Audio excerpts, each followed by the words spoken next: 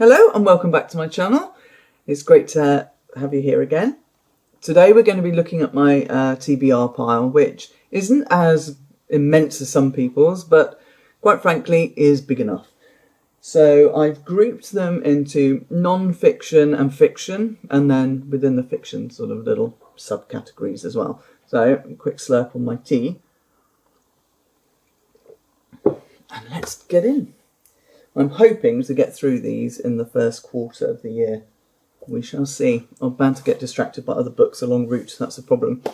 So, okay, so let's start with Peter Mayle's Bon Appetit. Best known probably for his Year in Provence, which became a TV show, what have you. This is him looking at French cuisine. I mean, if we're going to say what are the French best known for, probably be cuisine. Yeah, so the subtitle Travels Through France with Knife, Fork and Corkscrew basically appeals to me. That's how I like to travel.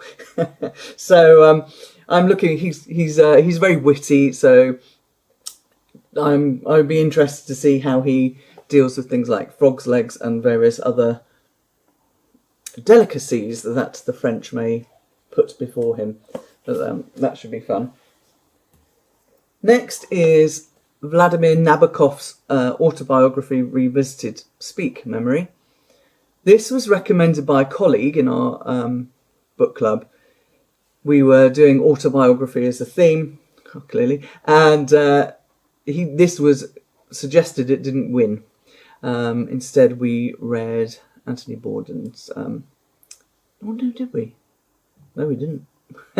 We read James Rhodes' Instrumental. Anyway, but what my colleague said about this is that his prose is just absolutely beautiful, as all of his work is. I loved Lolita after I had a few false starts reading it because of the subject matter. But anyway, he does write beautifully. So I'm really looking forward to this and to finding out a little bit more about the man behind the book. Next is Parrot and the Pepper Tree by Chris Stewart. Chris Stewart is also probably better known for Driving Over Lemons as his first book. Now, as someone who has done what Chris did, which is to up sticks and move to Spain, and I also started off living up in the mountains in the middle of nowhere, Driving Over Lemons is kind of almost like a de rigueur to read. And I did enjoy that one. And he's only about an hour away from where I live.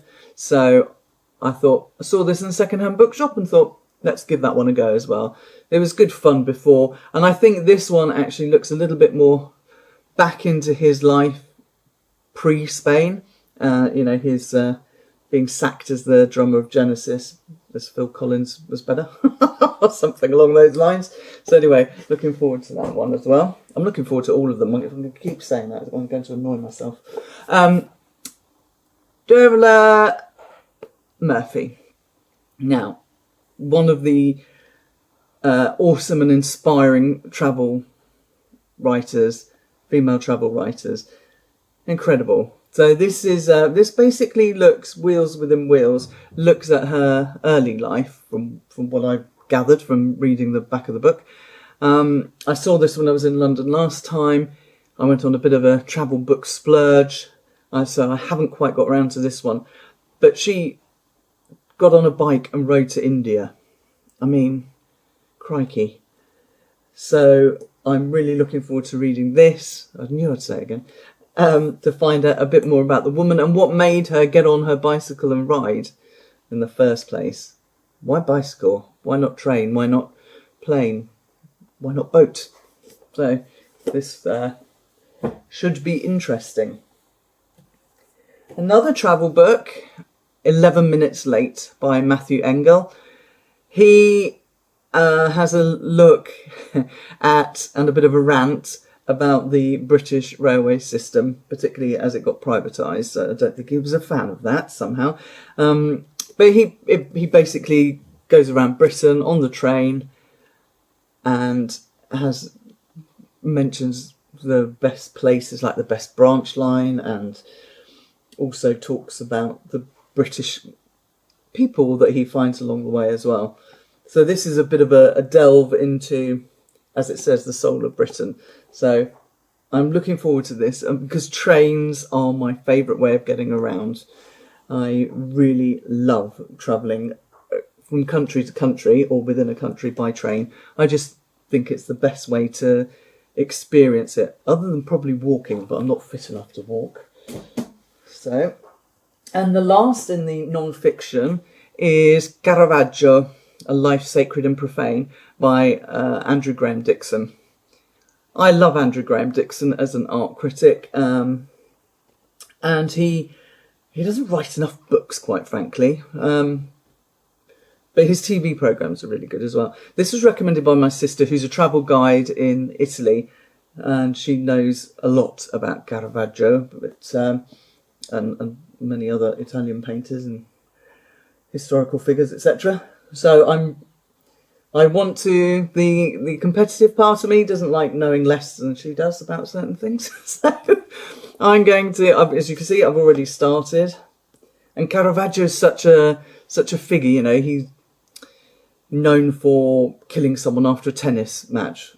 Whether that's entirely true is another matter. But I should find out about that in here. So it's about his life, not just his work. Now on to the fiction. And we're going to start with a couple of three thrillers. And the first one is The Night She Disappeared by Lisa Jewell. Now, I started reading this one and then I got distracted. I'm not entirely sure why. I can't remember why I got distracted. But I was enjoying it. So the reason it hasn't been finished is not because it wasn't something I was enjoying. It's set in quite recent past, so 2017 and 2018. A young mother goes out on a date night, she doesn't return, and then a year later the partner of the new teacher in the town turns up walking through the woods, sees a sign saying dig here. Doo, doo, doo. So what happens next? So I will get back onto this one because, as I said, I'm not really sure why I got distracted. Then we have two books by Lucy Foley. We've got The Hunting Party and The Paris Apartment. So The Hunting Party was recommended by a friend, and I started this one, and I was particularly pleased by the fact that it says at the back, a ripping, riveting murder mystery, wily as Agatha Christie, charged with real menace. But I started reading it, and I couldn't find any of that in there.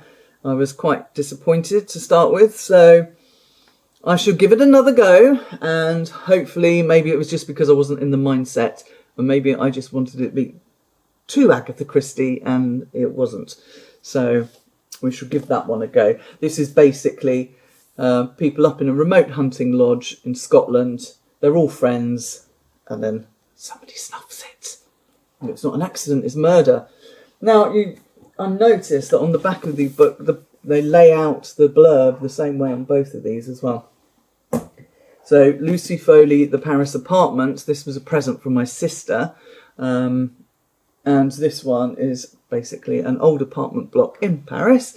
And somebody dies, and then there are all of the different characters who live within the apartment block. So, who did it is the key to the mystery in the apartment. So, I mean, I like ones where they're based within a building and you've got all the different characters. Elegance of a Hedgehog wasn't the same sort of thing, but it was based in an apartment, and that I really liked. So, this should be good news. I mean, it was she's a number one global best-selling author, apparently, so high hopes. The next four are prize winners, various prizes. I'm going to start with Bernadine Evaristo, who won the Booker Prize in 2019 alongside Margaret Atwood, and this is Girl, Woman, Other. And it follows 12 lives in Britain, and as it says on the back, it's the future, it is past, it is fiction, it is history, it is a novel about who we are now.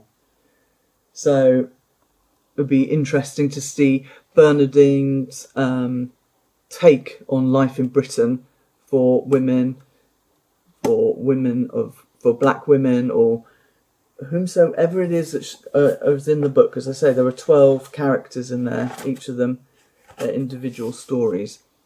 This, I think, will be very interesting. So, I think it might come with me to London, that one, in February. Shuggie Bain won the Booker Prize next year, 2020. When I picked this up last year when I was in London on my annual trip home to go and see my aunt and various bookshops, and I was really excited about reading this because it had rave review, and I don't know why I just haven't picked it up. It's just sat there gathering dust. But it's about a young boy growing up in Glasgow, and about addiction. I think his mother's addicted, and they're absolutely poor as church mice. So it's basically following him and how he ends up looking after his mother, and all the other children move out. And how one boy deals with poverty, addiction, and so on. So this should be good. Heart-rending is how it's described as. So next is Zadie Smith, White Teeth. Now this was her debut novel, and it won the 2000, was it the Whitbread First Novel Award. I've read, and my sister bought this for me, I've read a Zadie Smith, I read On Beauty, and I wasn't that keen, to be quite honest. Can't remember why, I just have that lingering feeling that I didn't enjoy it so much. I think it's the way she writes I don't enjoy.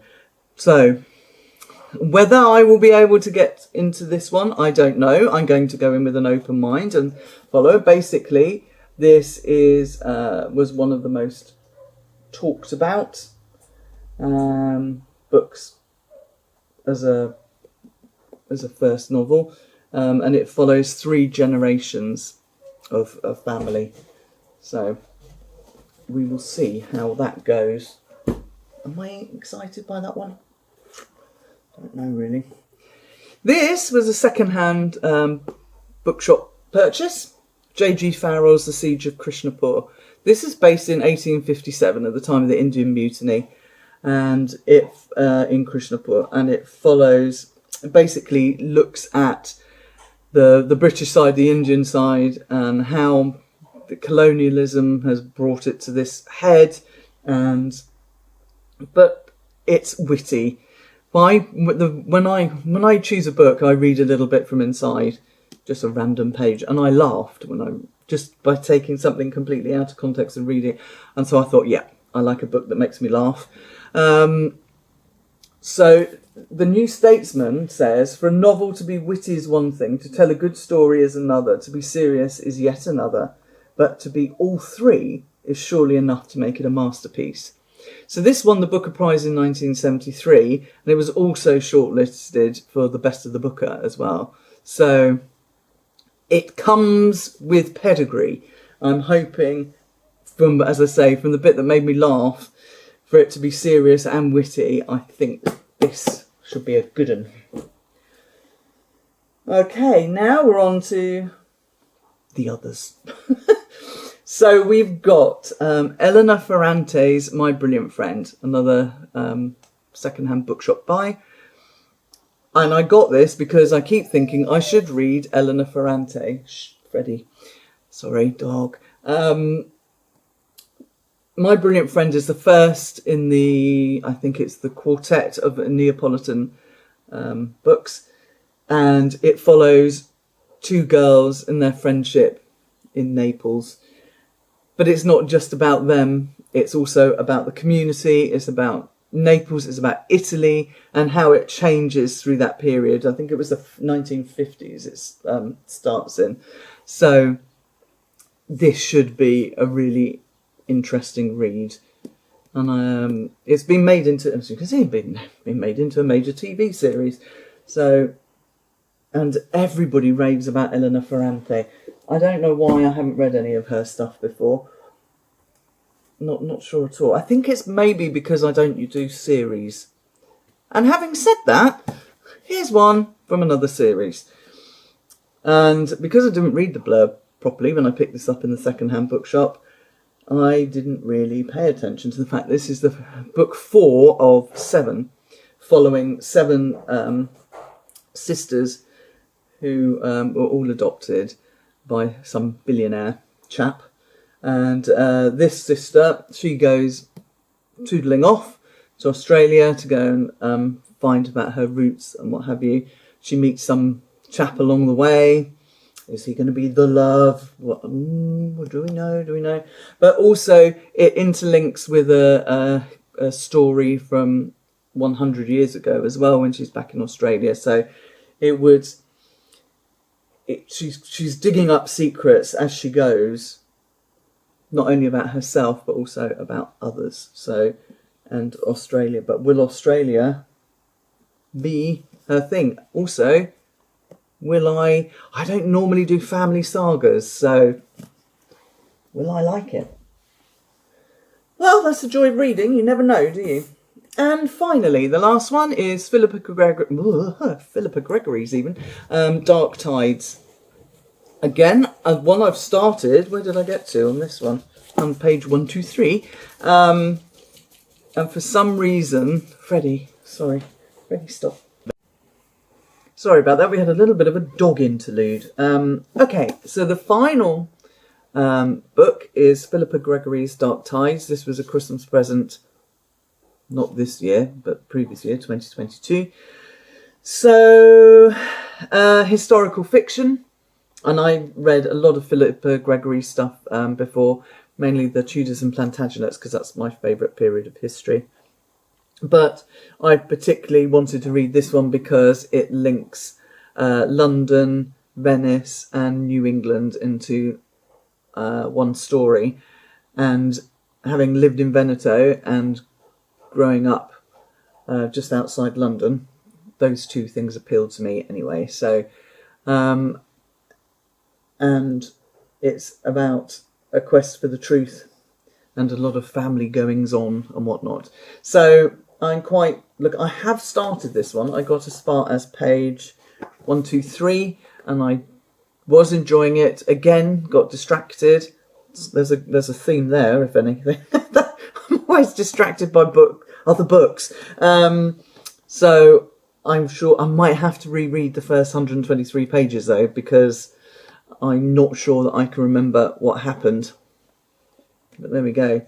So that is my to be read pile. So there are a few, how many are there? 2, 4, 6, 8, 10, 12, 14, 16 books, which I hope to get through in the first quarter.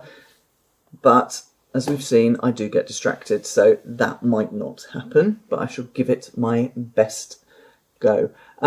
If you would like to see more content, thank you for watching. If you've got to the end of this, thank you very much. And I will be publishing new content roughly once every week. And I can't remember what it is I've got planned. That's good planning, isn't it? I can't remember what I've got next week. Ooh, might be books I've read so far. Oh, no, it isn't. No, I've remembered what it is. It's my favourite books of all time. My top 10 books of all time. So that's what will be coming next.